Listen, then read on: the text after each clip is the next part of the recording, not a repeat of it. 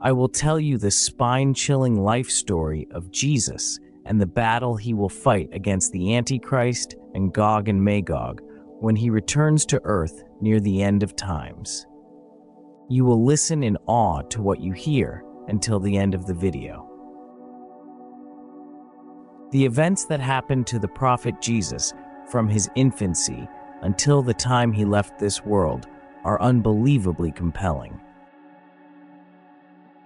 But also listen to what we might experience when he returns to earth one day in the future. If you're ready, let's begin. When demons tried to approach the Virgin Mary during the birth of Jesus, they were met by a massive army of angels protecting the newborn prophet who had just opened his eyes to the world. As a result, Satan and his companions could not achieve their goal during the birth of Jesus. That day, Satan grew even more enraged and vowed to lead even more people astray before leaving. Meanwhile, the Virgin Mary was anxious. The baby she had brought into the world was a miracle from the Creator, born without a father. How would she explain this to the people? How could Mary, known as a model of chastity, have become pregnant? Despite everything, she took her child in her arms and set off for Jerusalem, where she had grown up. She thought, God will be with me. As she arrived, just as she expected, a curious crowd quickly gathered around Mary and the child in her arms. Not long ago, Mary had been known for her purity and was praised by everyone. But now she returned with a newborn baby. "Oh, Mary," said the people gathered around her in astonishment. "Tell us, whose child is this?" The Virgin Mary did not speak. She simply indicated with her body language, "It is mine." The crowd was stunned, almost as if they were dreaming. "You can't be serious. Don't joke with us. Whose child is this?" Mary shook her head and said, "I am not playing with you." People started running to see what was happening.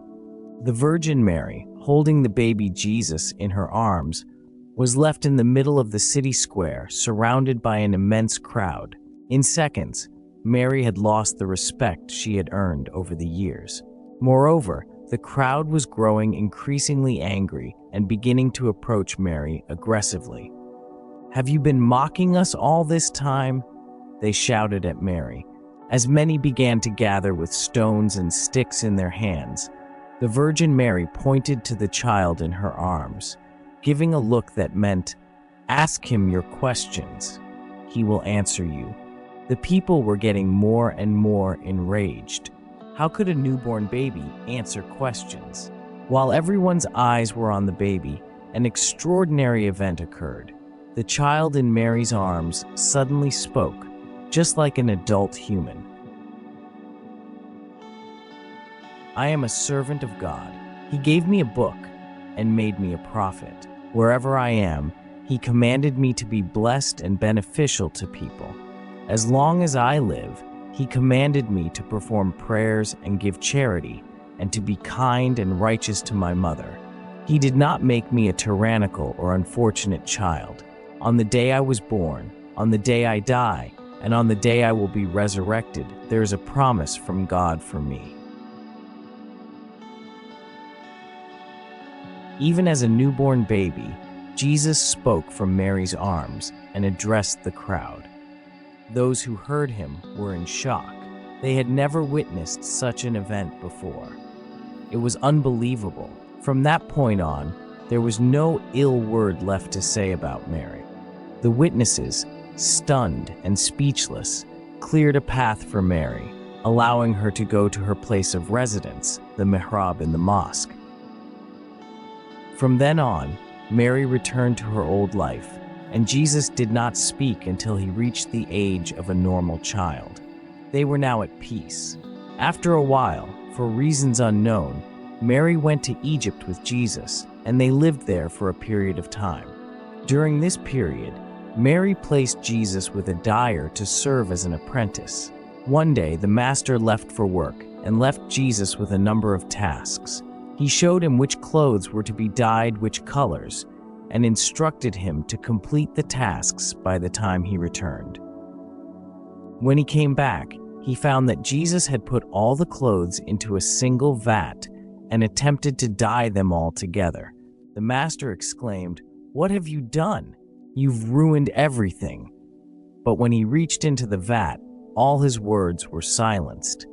No matter which garment he touched, even though it came out of the same vat, it was dyed exactly the color he wanted. The master was astonished by this and realized that Jesus was no ordinary child. In the following times, Jesus and Mary left Egypt and settled in a village in Damascus. They lived there until Jesus reached the age of 30. One day, when Jesus was 30 years old, the angel Gabriel suddenly appeared before him. Gabriel informed Jesus that he had been chosen as a prophet and commanded him to deliver divine messages to the people. At this time, Jesus had 12 companions known as his 12 disciples. Jesus would frequently gather with his 12 disciples. One of Jesus' close friends was named Isaac. One day, Isaac's sister sent a message to Jesus, informing him that Isaac was very ill and near death. Jesus immediately set out. By the time he reached Isaac's place after 3 days, he found that Isaac had already passed away. He was alone with Isaac's grave and called out to him. Upon hearing Jesus' voice, Isaac came back to life and emerged from his grave. This was a miracle given to Jesus by God. Jesus, with God's permission, had the power to resurrect the dead. The next resurrection event was also quite interesting. One day, while Jesus was discussing the flood of Noah with his 12 disciples, they requested something from him, knowing his ability to resurrect. They asked him if it would be good if he could resurrect someone who was present during Noah's flood. In response, Jesus took his disciples and brought them to a hill. What was this place? It was the grave of Noah's son, Sam. They were standing right next to Sam's grave. At that moment, Jesus began to pray to God, and what happened next was remarkable. Sam, the son of Noah, who had passed away thousands of years ago, was resurrected and emerged from his grave. Seeing Jesus and his companions, Sam asked in astonishment, "Has the day of judgment come? Is that why we are rising?" Jesus replied, "No, I prayed to God to bring you back to life." Jesus' disciples asked Sam various questions about the flood of Noah. After receiving the necessary answers, Sam passed away once again and returned to his grave. The Israelites, hearing about Jesus resurrecting the dead, accused him of sorcery. They challenged him, saying, "If you can resurrect the dead, then bring Ezra back to life for us. Otherwise, we will eliminate you." As you know, the Israelites considered Ezra to be the son of God. The Israelites had recently martyred Zechariah and John the Baptist, and they would not hesitate to add Jesus to their list. Jesus prayed, and with God's permission, Ezra was brought back to life. The Israelites asked Ezra, pointing to Jesus, "Do you have anything to say about this man?" Ezra replied, "I testify that he is a servant and messenger of God." However, the Israelites were not satisfied. They demanded, "Can you do anything else besides resurrect the dead? Is that all you can do?" They requested, "Make a bird from clay for us to believe in you." Jesus took some clay, shaped it into a bird, and then with God's permission blew on it. The clay bird transformed into a real bird, flapping its wings and flying away, disappearing from sight. Jesus' various miracles were sometimes witnessed by his 12 disciples. There was even a day when a large table from the heavens descended, and they all enjoyed the provisions provided to them. Jesus was also the one who caused a man born blind to regain his sight. One day, Jesus addressed the Israelites, saying, "O Israelites, I am a prophet sent by God. I have been sent to confirm the Torah that was revealed before me, and to give glad tidings of a prophet who will come after me, whose name is Ahmad." He was referring to the prophet Muhammad, whose other name is Ahmad. Despite all this, the Israelites continued to find various ways to reject Jesus as a prophet. Jesus, who had been given the gospel and had worked for years as a prophet, struggling for God's book and religion, still could not guide the Israelites. Despite witnessing so many miracles, they did not cease to oppose Jesus and accused him of practicing magic. After John the Baptist and Zechariah, it was time for Jesus to be martyred. Campaigns were launched against him. Many people claimed that Jesus was a liar, except for his supporters, the 12 disciples. They had sworn their allegiance, saying, "O our Lord, we have believed in your oneness, and we have followed the prophet. So include us among those who bear witness to your oneness." Jesus was aware that the Israelites wanted to kill him. Therefore, he had withdrawn to a secret place known only to his 12 disciples. Among the 12 disciples, one had acted as a spy and revealed Jesus' location to the Israelites. In return, he had received a handsome reward from them. But would this act go unpunished? Certainly not. Now, let's see what happened next. The man who had betrayed Jesus' location set off with the Israelites who wanted to kill Jesus, heading towards the house where Jesus was hiding. When they arrived, they all began to swarm into the house. At that moment, Gabriel came and took Jesus, lifting him up to the heavens. For Jesus, there was a blessed place assigned in the heavens. The angel Gabriel safely placed Jesus in his new home, where he would stay until the day he would return to the world. On earth, however, the people who had entered the house began to search it thoroughly. The man who had betrayed Jesus was among them.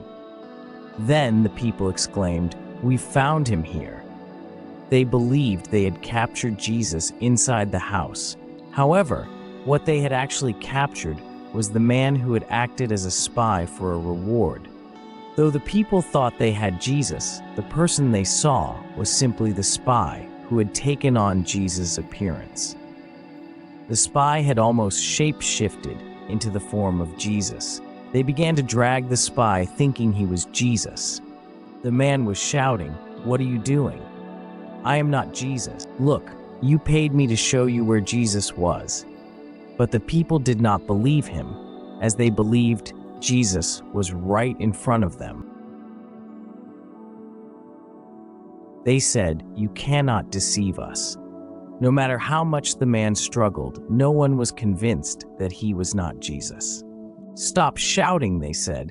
"Since you can resurrect the dead, you can just bring yourself back to life soon enough." Despite the man's cries, they executed him and ended his life. The Israelites watched Jesus' lifeless body with pleasure. However, they were soon shocked, as the man they had just executed as Jesus no longer appeared to be Jesus. What had they done? This man was indeed the one who had acted as a spy and no one else. They had taken the life of the wrong person. But how could this happen? How had no one noticed that he wasn't Jesus? None of them truly understood what had happened. In Islam, this event is described in the Quran as follows. Surah Ali Imran 54. The Jews devised a plan, and Allah also devised a plan, and Allah is the best of planners. According to Islamic belief, Prophet Jesus did not die on that day, but was lifted to heaven by God, and he is waiting to return before the Day of Judgment. Now let's discuss the Day of Judgment, whose exact date is known only to God, and what will happen when it arrives. We are talking about a period when the Antichrist, known as the Dajjal, will appear. Jesus will descend from the heavenly realm, specifically from one of the minarets of the Grand Mosque in Damascus, and with the help of Imam Mahdi, he will fight against the Dajjal, who is one of the major signs of the Day of Judgment, and put an end to his life. But it doesn't end there. Next, there will be a disaster that will destroy a significant portion of the human population. An event that is ready to emerge from beneath the earth, the Gog and Magog tribe. The Gog and Magog tribes will be unleashed and spread across the earth from every hill, causing the destruction of a large portion of humanity. During the time of Prophet Jesus' second coming to earth, it is said that through Jesus' prayers to God, a disease will afflict the Gog and Magog tribes overnight, and they will all be wiped out from the face of the earth. It is believed that Prophet Jesus will live on earth for about 40 years after his second coming. The return of Prophet Jesus to earth will be met with great enthusiasm worldwide. Christians will say, "O Messiah, you came to us in your previous life and now you have returned," while Jews will say, "O Messiah, you are of our family and you have come to us." While everyone will believe that Jesus has returned according to their own religion, Islamic sources state that Jesus will say, "Our Lord sent me down on the true religion of Islam." Of course, everyone believes in the traditions according to their own faith. In Islamic sources, this is how it is believed and understood. While this narrative is based on Islamic beliefs, other religions may have different interpretations and beliefs. We have created this video to shed light on how Prophet Jesus is viewed in Islam. For now, this is all from me. I hope you subscribe and like the next videos. See you next time. Take care.